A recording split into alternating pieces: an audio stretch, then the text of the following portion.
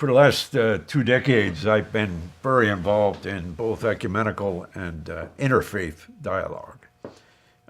As a member of the mainline PCUSA denomination, I represented our denomination in a 4-year dialogue with Catholics on issues of baptism and Eucharist.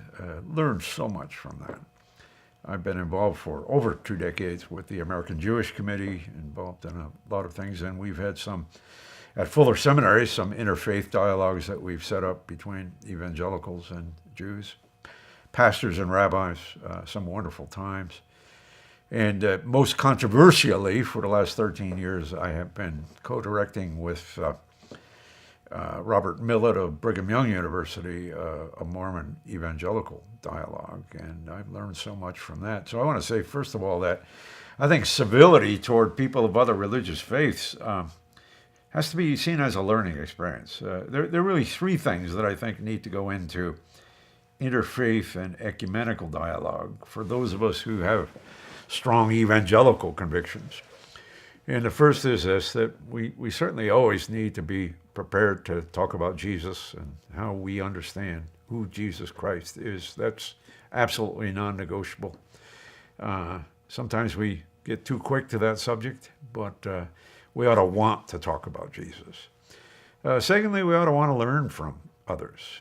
And thirdly, we need to be able to find ways to partner with others on one or another or many issues, working for the common good, the shalom of the larger society in which we find ourselves. So witness, learning, and common good kind of partnerships, all of that has to be a part of our interfaith relationships and our interfaith encounters. For me, the learning from has been such an important part of it. I met with a rabbi once in my office at Fuller Seminary for about an hour and a half.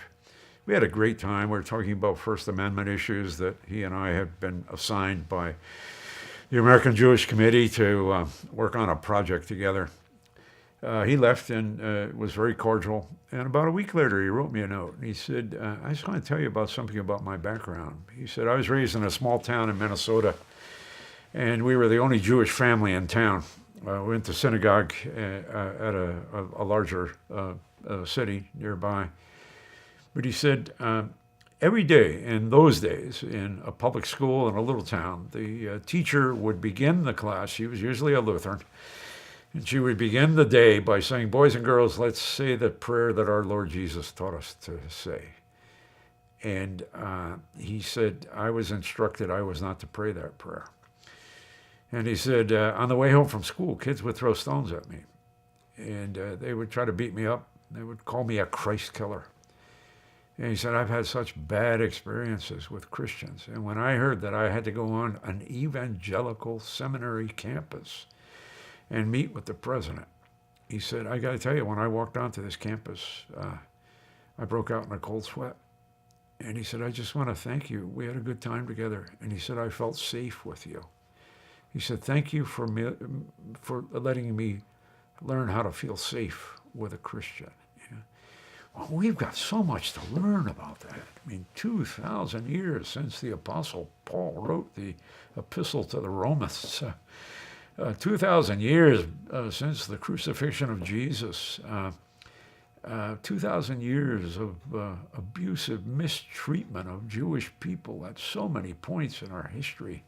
And we need to learn about that, but not just learn about the mistakes, but learn about the good things that we can find out about the Hebrew Scriptures, about the Old Testament from our Jewish friends. What I have experienced with, for example, the most difficult of our dialogues with the LDS, Mormon folks, is that it's been so important to be sure that we have learned about what they believe and be able to put it in terms that they would endorse. One of the rules of interfaith dialogue, one of the rules of, I think, civil dialogue is something like this. Don't put your best case against their worst case. We find that with the Catholics. We we want to say, well, John Calvin says, and you folks in rural villages in Italy worship idols. I mean, you don't start with that. You got to put your best against their best, and sometimes it's as important, you got to put your worst against their worst. Point to the ways in which we too do stupid, silly, and often very sinful things as people who share the kinds of convictions that we share. It's so important. And to be able to listen in such a way that we say to them, people with the Book of Mormon, now you believe in a living prophet. Is this the way you understand that? And you ask them to feed it back to you. I went to hear a counter-cult speaker one night, somebody who was aggressively against the cults and included Mormonism in the cultic world. And he was going to give a lecture on what Mormons really believe. And I went to hear him. And, he said some accurate things. But he said some things that, having just spent a couple hours in dialogue about some issues in Mormonism in Provo, campus of Brigham Young University, I knew that my Mormon friends would not endorse what he was saying they believed. So I went up to him afterward and introduced myself, which was a problem, I think, in this case.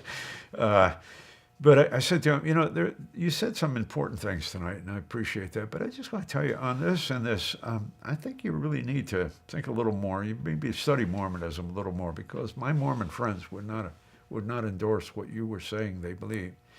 And he got very angry, and he said, "Oh, you intellectuals, you always have to come up with all of these nice distinctions and these nuances and all the rest. We don't have time for that. We're in a battle for the truth, and we've got to win the battle." And I thought afterward, isn't it ironic that for the sake of the truth, we're willing to tell untruths?